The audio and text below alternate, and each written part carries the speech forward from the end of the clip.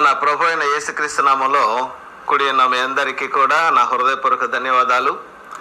దేవుని యొక్క వాక్యాన్ని వింటూ మరి బలపడుతున్నటువంటి దేవుని వాక్యాన్ని విని ఆ ప్రకారంగా చేసి దీవించబడాలని మేము ఎంతగానో కోరుకుంటూ ఉన్నాము. మీ అందరికీ కూడా నా హృదయపూర్వక ధన్యవాదాలు. ఈరోజు ఒక ప్రాముఖ్యమైనటువంటి విషయాన్ని మనము ఆలోచించబోతున్నాము. వాక్యాన్ని చదువుదాము, వాక్యంలోకి వెళదాం. యాకోబు పత్రిక 4వ అధ్యాయము ప్రారంభం నుండి మనం చదవగలిగితే, మీలో యుద్ధములను పోరాటములను దేని నుండి కలుగుచున్నవి? మీ అవయవములలో పోరాడు మీ భోగేచ్ఛల నుండియే కదా. మీరు ఆశించుచున్నారు గాని మీకు దొరుకుటలేదు, నరహత్య చేయుదురు, మత్సరపడుదురు గాని సంపాదించుకొనలేరు, పోట్లాడుదురు, యుద్ధము చేయుదురు గాని దేవుని అడగనందున మీకేమీ దొరకటం లేదు అనేటువంటి మాట మనం వింటూ ఉన్నాం ప్రియులారా. ఏది మనం పొందుకోవాలన్నప్పటికీ కూడా ఏం చేయమని బైబిల్ చెప్తుంది, ఏం చేస్తూ ఉన్నారు. బైబిల్ గ్రంథం చెప్పేది ఒకటి, మనుషులు ఆ బైబిల్ చదివేటువంటి మనుషులు చేసేది ఒకటి. కారణం, కొంతమంది బైబిల్ చదవలేనటువంటి వాళ్ళుగా ఉంటారు, వాళ్ళు విని చేస్తూ ఉంటారు. చెప్పేటువంటి వాళ్ళు ఏది చెప్తే అది చేస్తూ ఉంటారు. మరి బైబిల్ గ్రంథంలో దేవుడు నిక్షిప్తమైన ఎన్నో విషయాలు మన కొరకు వ్రాయించి ఉంచారు. ఎందుకు ప్రియులారా? మనము వాటన్నిటిని చదివి అర్థం చేసుకొని ఆచరణలో పెట్టి మనము అభివృద్ధి పొందాలనేటువంటి ఆలోచనతో పెట్టాడు. దేవునిని అడగనందున అన్న మాటకు పైన ఎన్నున్నాయి? మీలో యుద్ధములు పోరాటములు దేని నుండి? భోగేచ్ఛలు ఉన్నాయి మనిషిలో. భోగ ఇచ్చ, శరీరానికి సంబంధించినటువంటి ఎన్నో రకాల భోగేచ్ఛలు మనిషిని గుడ్డివాడిగా చేస్తాయి ప్రియులారా. కళ్ళుండి కూడా గుడ్డివాడిగా ప్రవర్తించేటువంటి వాడిగా చేస్తాయి. పిల్లి పాలు తాగుతూ నన్ను ఎవరూ చూడటం లేదు అనుకుంటుందట. మనము చేసేది రైటే, దేవుడు ఎంత చేసినా ఏం చేసినా క్షమించుకుంటూ వెళ్ళిపోతాడు అని అంటావు. దేవుడు మన పోలిక చొప్పున మనకలాగానే నరులను చేయడం రండి అని మనల్ని మనుషులుగా చేసినప్పుడు మనకు ఏ విధమైనటువంటి ఆలోచనలు ఉన్నాయో, ఏ విధమైనటువంటి కోపావేశాలు ఉన్నాయో, ఏ విధమైనటువంటి కరుణ, ఇవన్నీ ఉన్నాయి. దేవుడు కూడా అవే ఉన్నాయి. కాబట్టి దేవుడు వ్రాయించినటువంటి ఆ వాక్య ప్రకారంగా, వాక్యానుసారంగా మనం వెళితే మనకన్నీ కూడా మేలు జరుగుతుంది. మనకి దేవుడు ఖచ్చితంగా మనకు ఇవ్వవలసిందేదో ఇస్తాడు. ఇక్కడ ఏముంది వాక్యాన్ని ఒక్కసారి ఆలోచించగలిగితే, ఒకటి, మీరు ఆశించుచున్నారు. ఆశించటం తప్ప, ఆశపడటం తప్పేం కాదండి, ఆశించవచ్చు. ఆశించుచున్నారు కానీ దొరకట్లేదట. ఏం చేస్తున్నారు వీళ్ళు? నరహత్య చేస్తారట, మత్సర పడతారట, కానీ సంపాదించుకోలేరట, పోట్లాడుదురు, యుద్ధములు చేదురు, కానీ దేవుని అడగాలి ప్రియులారా. ఇప్పుడు దేవుని అడిగితే ఇస్తారు. మీకు ఒక మంచి విషయం చెప్తానండి. అసలు మనము ఎందుకు పొందుకోలేకపోతున్నాం? ఒకటి, మనం పొందుకోవాలి అంటే ఎందుకు పొందుకోలేకపోతున్నాము అని ఈరోజు నేను మాట్లాడబోతున్నాను. అది పొందుకోవాలంటే ఏం చేయాలో కూడా బైబిల్లో నుంచి ఈరోజు ఒక మంచి విషయాన్ని మీకు నేను చెప్పబోతున్నాను ప్రియులారా. జాగ్రత్తగా వినండి. ఎలా పొందుకోవాలి, దేవుని నుండి ఎలా పొందుకోవాలి, ఒక మంచి విషయాన్ని మీకు చెప్తాను. ఇందిరాగాంధీని 3 వ్యక్తులు చంపారు. ఒక పథకం ప్రకారంగా ఆపరేషన్ బ్లూ స్టార్ అని ఇందిరాగాంధీని ఆవిడ యొక్క బాడీ గార్డ్సే చంపారు. ఆ చంపడానికి ఎందుకు చంపారు ఏంటి ఆ విషయాలు పక్కన పెట్టేస్తే, వాళ్ళకి ఉరిశిక్ష పడింది. ఉరిశిక్ష పడినప్పుడు ఒక్కసారిగా వాళ్ళు బయట ఉన్నటువంటి వాతావరణం నుండి లోపల ఉన్నటువంటి వాతావరణంలోకి వెళ్ళి తిరిగేటువంటి, స్వేచ్ఛగా తిరిగేటువంటి పరిస్థితి లేక శిక్షను అనిపిస్తున్నప్పుడు వాళ్ళల్లో ఎంత స్ట్రగుల్ ఎదుర్కొని ఉంటారో. బయట ఉన్నంత వరకు కూడా ఆ జైలు వాతావరణం తెలియదు ప్రియులారా. ఒక్కసారి జైలుకి వెళ్ళిన తర్వాత ఎందుకు ఇలా చేసావని వాళ్ళల్లో ఒక మార్పు అనేది వస్తుంది. అయితే వాళ్ళల్లో ఈ జైల్లో ఉన్నటువంటి వారికి సువార్త ప్రకటించడానికి కొంతమంది వెళ్ళినప్పుడు ఆ ముగ్గురిలో, ఉరిశిక్ష పడినటువంటి ఆ ముగ్గురిలో ఒక వ్యక్తికి, నేను తప్పు చేశాను, నన్ను ఎవరు విడిపిస్తారు?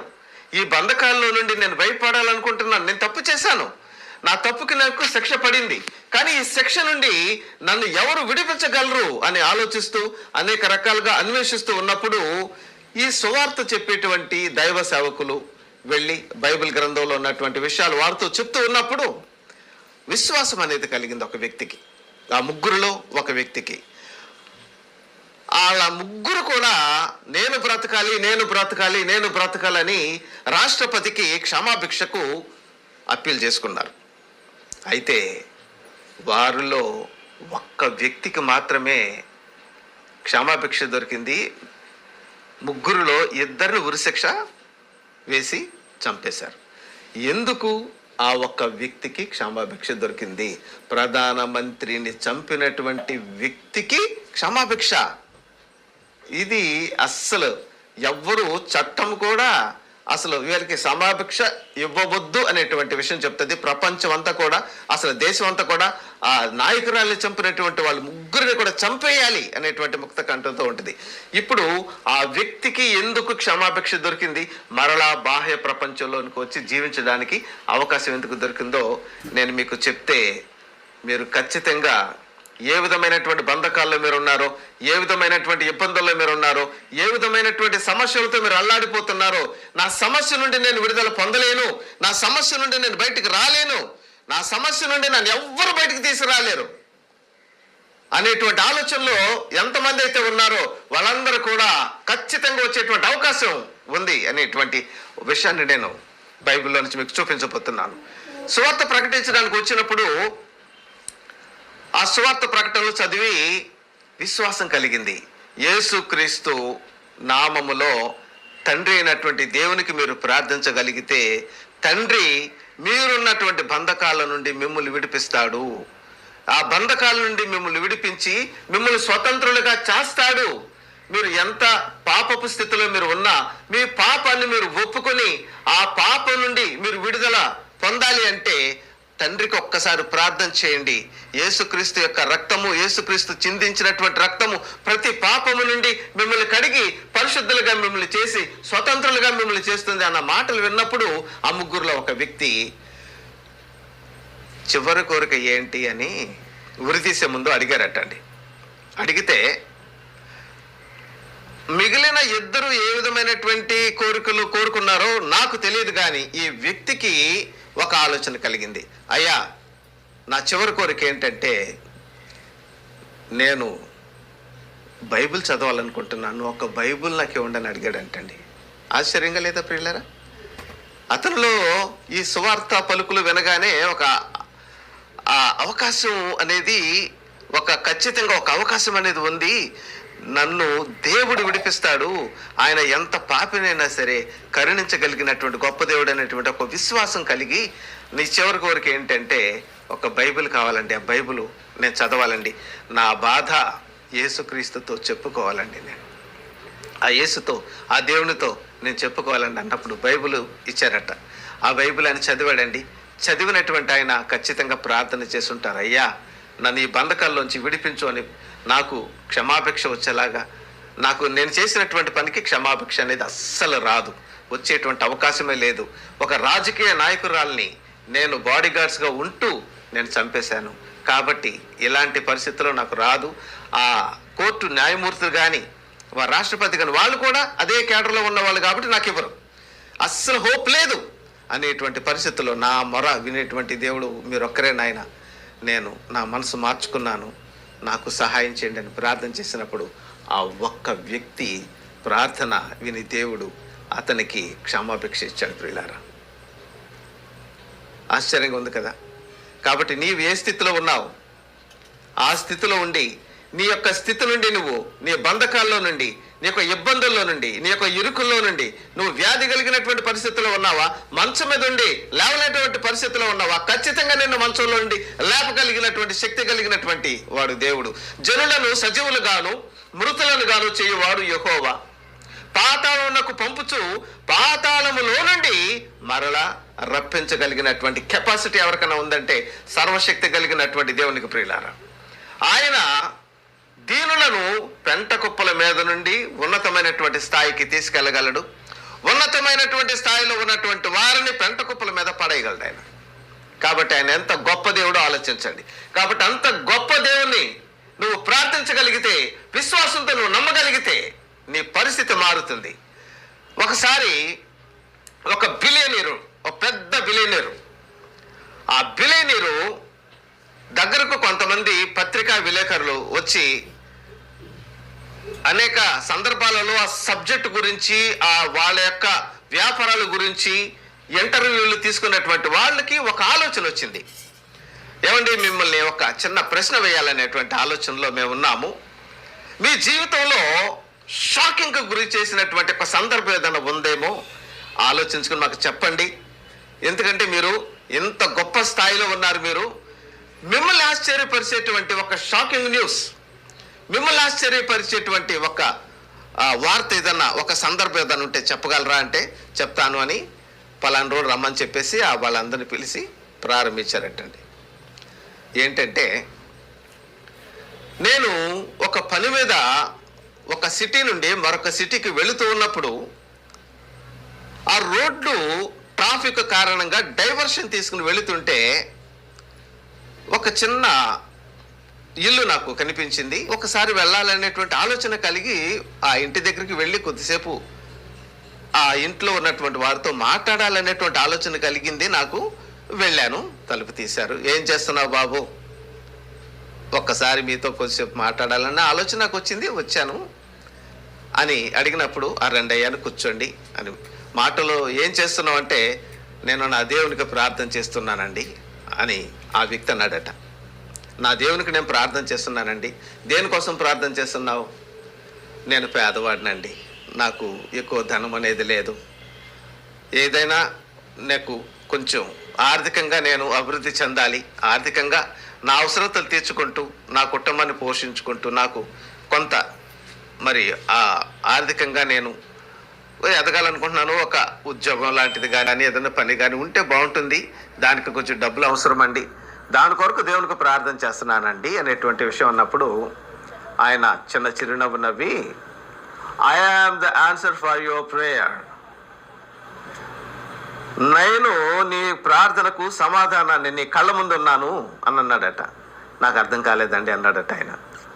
నీకు అర్థమవుతుంది, ఇదిగో నా విజిటింగ్ కార్డు ఇస్తాను, పలాని ఆఫీసులోకి రా, అదిగో 70 అంతస్తు, ఆ అంతస్తులో ఇక్కడికి వచ్చి కార్డు చూపిస్తే నిన్ను లోపలికి రప్పిస్తారు, ఈ కార్డు తీసుకో, నీకే అవసరం కావాలన్నా నా దగ్గరికి రా, నీ జీవిత కాలంలో నీకు ఎన్ని డబ్బులు కావాలంటే అన్ని డబ్బులు నేను ఇస్తాను, నీ కుటుంబాన్ని పోషించగలిగినటువంటి ఆ పాత్ర నేను తీసుకుంటాను, తప్పకుండా నీకు ఏది కావాలంటే అది ఇచ్చేస్తాను, నీకు తినడానికి ఇస్తాను, నువ్వు ఉండటానికి ఇస్తాను, మంచి పని నీకు ఇస్తాను, నీవు ఇంకా ప్రార్థన చేయటం మానేసి నీ ప్రార్థనకు సమాధానం వచ్చేసింది కదా, ఇదిగో కార్డు తీసుకో అని అన్నాడటండి. అన్నప్పుడు ఎవరైనా సరే ఎగిరి గంతేస్తారు కదండి. ఇలాంటి పరిస్థితి నాకు వచ్చిందని నేను ప్రార్థన చేశాను కాబట్టి నా ప్రార్థనకు ఆన్సరు దేవుడు తీసుకొచ్చాడు. అయ్యా మీ ఆస్తి అంతా అని అడిగాడంట ఆయన. నాకు సుమారుగా ఒక 50,000 crores అని ఆయన గర్వంగా చెప్పారట. అప్పుడు వెంటనే ఆ ఇంటిలో ఉన్నటువంటి వ్యక్తి ఏమన్నాడంటే, ఈ విజిటింగ్ కార్డు నాకు వద్దండి, నేను తీసుకుని అన్నాడట. ఎవరు నువ్వు ఎవరితో మాట్లాడుతున్నావో తెలుసా? నా అంతటగా నేను ఏరుకోరి నీ ఇంటికి వచ్చినందుక, నీతో మాట్లాడినందుక, ఎందుకో నాకు రావాలనిపించింది, నీకు ఇవ్వాలనిపించింది, నీకు సహాయం చేయాలనిపించింది. నా ఇంటర్వ్యూ కోసం ఎంతోమంది ఎదురు చూస్తూ ఉంటారు, కానీ వాళ్ళకి నా ఇంటర్వ్యూ దొరకదు. అలాంటిది నీకు నేను కొంతసేపు నా సమయం విలువ ఎంత తెలుసా? నేను ఈ సమయంలో నీతో మాట్లాడిన సమయంలో కొన్ని లక్షల రూపాయలు, కొన్ని కోట్ల రూపాయలు సంపాదించేటువంటి సమయాన్ని నీతో వెచ్చించి నేను నీకు సహాయం చేస్తానంటే వద్దంటావా అంటే అప్పుడు ఆయన అన్నాడంట, ఏమండి ఈరోజు నేను ప్రార్థన చేస్తే సమాధానంగా ఈరోజు 50,000 కోట్ల ఆస్తి ఉన్నటువంటి మీరు నా ఎదురుకుండా వచ్చి నా అవసరం తీరుస్తున్నారు. ఇప్పుడు నేను ప్రార్థన చేయటం మానేస్తే నేను ఈ విజిటింగ్ కార్డు చూసి మీ దగ్గరకు వస్తాను, ఇక మీ చుట్టే తిరుగుతాను, మీరు ఇచ్చేటువంటిది నేను తీసుకుంటాను, ఇక నాకు మీరు దేవుడు అవుతారు, నేను మీరు చెప్పినట్టు వింటాను, నా జీవిత కాలానికి మీరే, ఇక నేను ఎదగను, ఎదగలేను, కానీ ఇంకా నేను ఎదగాలనుకుంటున్నాను. ఈ విధంగా నేను ప్రార్థన చేసినందువల్ల నా ప్రార్థన శక్తిని విని దేవుడు మిమ్మల్ని నా ఇంటికి రప్పించాడు. మీరు రాలేదండి, దేవుడు నా ఇంటికి మిమ్మల్ని రప్పించాడు. మీ అంతటికి మీరు వచ్చారని మీరు అనుకుంటున్నారేమో. నేను నమ్మినటువంటి దేవుడు ఎంత గొప్ప దేవుడో తెలుసండి. శక్తిమంతుడు, చాలా గొప్ప దేవుడు. కాబట్టి ఆయనను నేను విడిచిపెట్టనండి, మీ విజిటింగ్ కార్డు తీసుకెళ్ళండి అంటే, ఎందుకు ఇలా రిజెక్ట్ చేస్తున్నావు అని వెళుతూ అడిగితే, నేను ఇంకా ప్రార్థన చేస్తే ఈరోజు 50,000 కోట్ల ఆస్తిగా ఉన్నటువంటి మిమ్మల్ని రప్పించాడు, రేపు 1,00,000 కోట్ల ఆస్తి ఉన్నటువంటి వ్యక్తిని రప్పిస్తాను నా దేవుడు. ఇంకా బోడంత మంది ఉన్నారు, వాళ్ళు వస్తారు. కాబట్టి నేను ఈ విధంగా ప్రార్థన చేయటం మానను, నా దేవుడు నన్ను ఇంకా ఉన్నతంగా ఆశీర్వదిస్తాడని చెప్పేసి అన్నప్పుడు అతను షాక్ అయిపోయాడంటండి. ఎంత గొప్పగా నేను సాయం చేస్తానంటే వద్దన్నాడు. కాబట్టి యథార్థవంతులు ఎప్పుడు కూడా ప్రియులారా ప్రలోభాలకి ఎప్పుడు లోబడరు, ప్రలోభాలకి ఎప్పుడు గురికారు. దేవుడు ఖచ్చితంగా తగిన కాలముందు ఆయన సమాధానము ఇస్తాడు, హెచ్చిస్తాడు. ఆయన బలిష్టమైనటువంటి రెక్కల కింద దీన మనస్సుడుగా నువ్వు ఉండగలిగితే తగిన సమయం ముందు ఆయన హెచ్చిస్తాడు. ఒక యోసేపుని ఏ విధంగా దేవుడు హెచ్చించాడు ప్రియులారా, వాళ్ళ అన్నదమ్ములు ఎంతగా అతన్ని చంపాలని చూసినప్పటికీ కూడా అతని ప్రాణానికి ఇబ్బంది లేకుండా జాగ్రత్తగా తీసుకెళ్లి పోతిఫర్ ఇంటి దగ్గర కూడా ఏ విధమైనటువంటి ప్రాణహాని లేకుండా, ఇబ్బంది లేకుండా జైలుకి తీసుకెళ్లి జైలులో నుంచి కూడా ఉన్నతమైనటువంటి స్థితికి తీసుకెళ్ళగలడు దేవుడు. నువ్వు అడగగలిగితే, అడగటం నీ వల్ల అయితే, నీకు చేతనైతే, నా యందు మీరును మీ యందు నా మాటలను నిలిచి ఉండిన ఎడల మీకు ఏది ఇష్టం అడుగు నేను ఇస్తానని చెప్పాను కదా. యేసుక్రీస్తు వారు ఒక మాట చెప్తారండి శిష్యులకి. ఏం చెప్పారంటే చూడండి, మీకు చదివి వినిపిస్తాను. మత్తయి సువార్త 28వ అధ్యాయము 16వ వచనము. 11 మంది శిష్యులు యేసు తమకు నిర్ణయించిన గలిలయలోని కొండకు వెళ్ళిరి. వారు ఆయనను చూచి ఆయనకు మొక్కిరి, కొందరు సందేహించిరి. అయితే యేసు వారి యొద్దకు వచ్చి, పరలోకమందును భూమి మీదను నాకు సర్వాధికారము ఇవ్వబడి ఉన్నది. అంటే భూమి మీద అధికారం ఎవరిది ప్రియులారా? సర్వ అధికారము భూమి మీద ఎవరిది? అక్కడ యేసుక్రీస్తు వారు చెప్తున్నారు, తెలుగులోనే వ్రాయబడి ఉన్నటువంటి మన గ్రంథంలోనే వ్రాయబడి ఉన్నటువంటి మాట ఏమున్నది? సర్వాధికారము ఇయ్యబడి ఉన్నది. ఎవరిచ్చారు? తండ్రి అయినటువంటి దేవుడు, సుప్రీం పవర్. ఇదే విషయాన్ని యోహాను భక్తుడు కూడా వ్రాసాడు ప్రియులారా. చూడండి, యోహాను సువార్త 5వ అధ్యాయము 23వ వచనంలో, తండ్రిని గణపరచునట్లుగా అందరూ కుమారుని గణపరచవలెనని తీర్పు తీర్చుటకు సర్వాధికారము కుమారునికి అప్పగించి ఉన్నాడు. కుమారుని గణపరచని వాడు ఆయనను పంపిన తండ్రిని గణపరచడు. అంటే భూమి మీద అధికారం ఎవరిది? భూమి మీద అధికారం ఎవరిది? యేసుక్రీస్తు నామములో, యేసుక్రీస్తు ద్వారా తండ్రికి చెరసాలలో ఉరి శిక్ష వేయబడినటువంటి, అందున ఒక గొప్ప నాయకురాలిని చంపినటువంటి ఆ ఒక వ్యక్తికి క్షమాభిక్ష ఎలా సాధ్యమైంది? అతను చివరి కోరిక ఏంటి? ఒక బైబిల్ గ్రంథాన్ని, బైబిల్ చదివి దేవునికి తన మొరను వినిపించాడు, క్షమాభిక్షను పొందుకున్నాడు. దేవుని అడిగితే లీగల్గా, న్యాయంగా ఏ విధంగా మీకు అది సంక్రమించాలో, ఏ విధంగా రావాలో దేవుడు ఖచ్చితంగా ఇస్తాడు ప్రియులారా.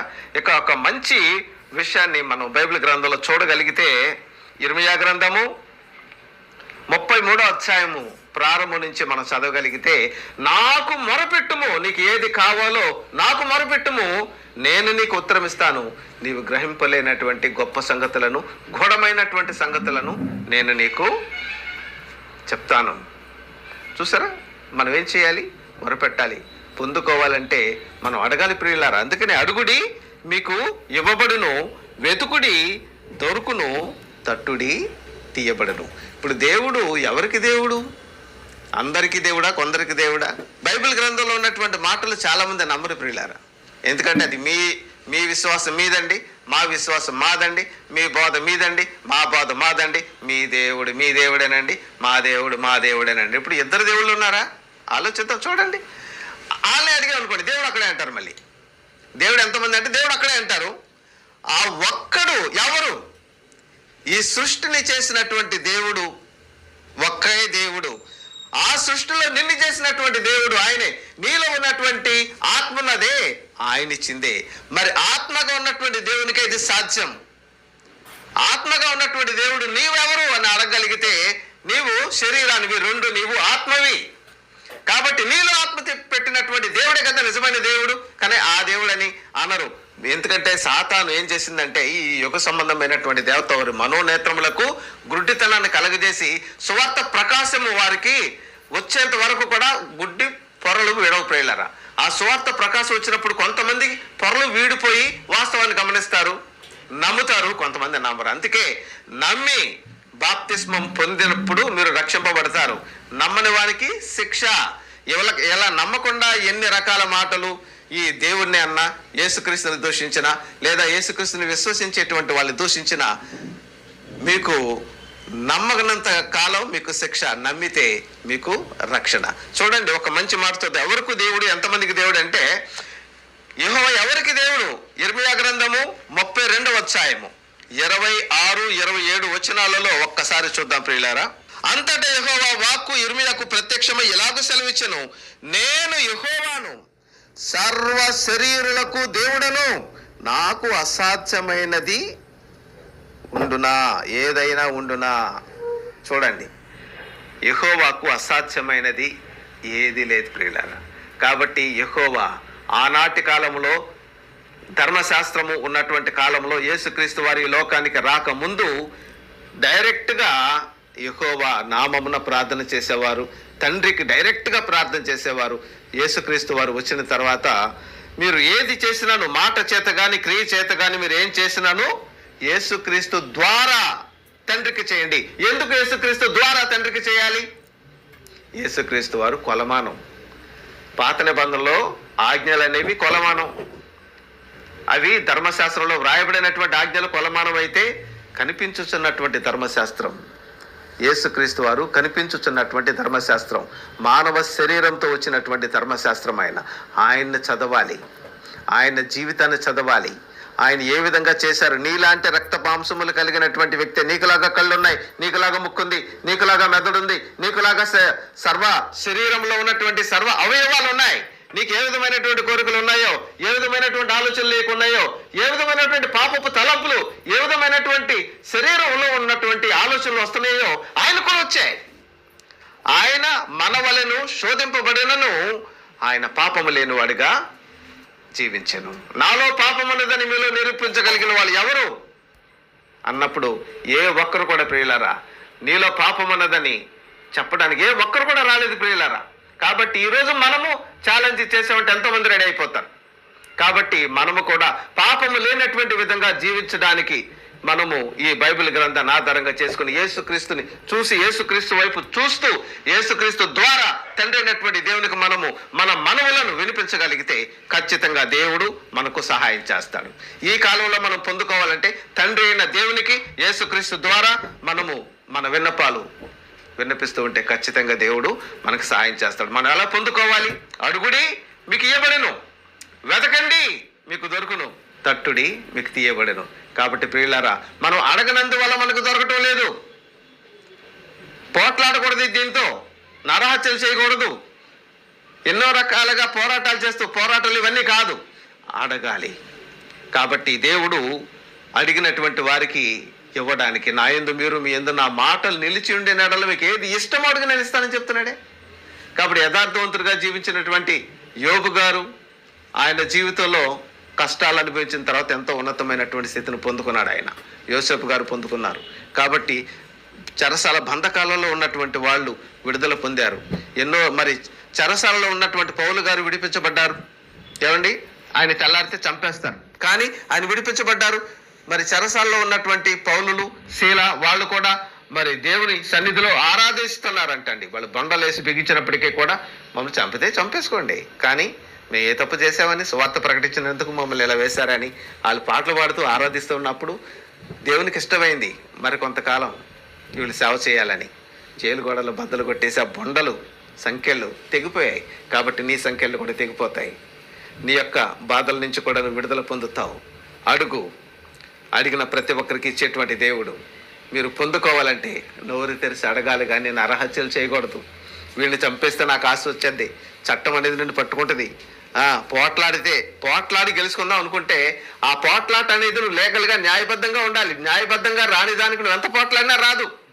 గట్టిగా నోరేసుకుని వాగేసేసి నువ్వే ఒక ఎదుటి వ్యక్తిని గుద్దేసి నోరెక్కువ వాగేసేస్తే ఏమండి, కొద్దిసేపు నీ నోరు, ఆ తర్వాత ఖచ్చితంగా నిన్ను పట్టుకుంటుంది ఆ చట్టం అనేది. నోరేసుకుని పడిపోయి తప్పు చేసి గట్టిగా అరిసేస్తే అబద్ధం నిజమైపోతుందా? కాబట్టి పోట్లాడుదురు, నరహత్యలు చేయుదురు, పొందుకోలేరు. కాబట్టి దేవుణ్ణి అడగాలి. మీరు పొందుకోవాలంటే దేవుణ్ణి అడగాలి. ఎలా అడగాలి? ప్రార్థించాలి. ప్రార్థించేటప్పుడు నేను పరిశుద్ధుడను గనుక మీరును పరిశుద్ధులై ఉండుడి.